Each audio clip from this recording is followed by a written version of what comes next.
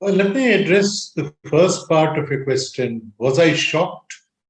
I will borrow an expression that one of my former bosses used several decades ago. He said, I'm disagreeably shocked at what happened. And I thought nothing better explains it. The element of shock was huge. But never expected it. There are bits and pieces coming out earlier. There have been transgressions earlier.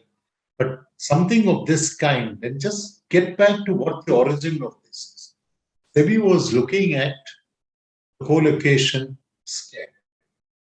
All of these are, discoveries, if one can call it that, arising out of that. I think later in the conversation, Lokeshwari, who has dealt with this in considerable detail and whose columns I read very diligently, I suppose she will shed some light on what this is. The real issue is you ask whether lapses, much more than lapses. Lapse is a very mild word. Lapses can happen everywhere, all manner of lapses. This is much worse. You are expected to know what is happening in the company on whose board you sit. You are expected to know that. One of your responsibilities is to ensure that the adequacy and timeliness of information that flows to the board is acceptable.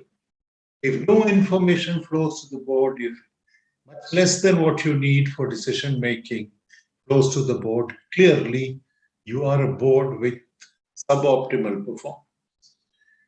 And packing a board with persons who have distinguished themselves in the past is no guarantee that a board will function well. There is in corporate governance literature an expression, flower vase directors. Now, who are flower vase directors? These are people that grace boardrooms. These are very good names from the past. And I think the warning of the mutual fund industry must be kept in mind that past performance is no guarantee of future return. You must get people who can perform in your board. They might have performed in a sports field, maybe in a theater of war. They could have performed anywhere. But will they perform in your board? What are your expectations? And public interest directors clearly didn't do what was expected of them. I was reading that portion of the order, and I don't know whether it's a very long order, but if I can lay hands on it, I will most certainly read it out to you. What SEBI's expectations were when they put in place this business of public interest directors, because even the name clearly indicates the expectation. You're a public interest director. You're not a private interest director. Right. You're not a director who acts on behalf of individuals, no matter however highly placed they are. Certainly, your job as a board is to challenge management, to question management, to get the best out of management. It cannot be, and I've said this earlier, you cannot have peaceful coexistence between a board and management. This seems to have been a situation of complete peaceful existence. Ask me no questions and I will tell you no lies. You can't have a board functioning on that principle. That just doesn't work. And why just the board? You look at several other people who had specific tasks that were assigned to them in terms of the governance system, in terms of the laws, in terms of regulation. Did they measure up? They too did not measure up. Look at SEBI.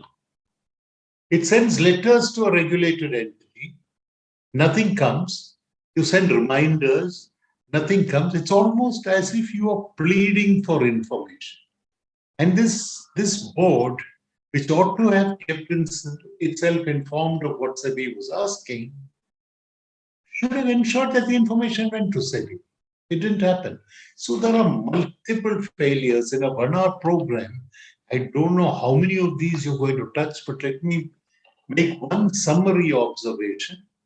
It is time to revisit the controls, the processes, the responsibilities, the checks and balances, and to see whether all of them are in place. If they're not in place, we could see part 2 of something similar happening in the not too distant future. Remember, these are all very bright individuals who man these positions. And if you don't watch out, the temptations are huge.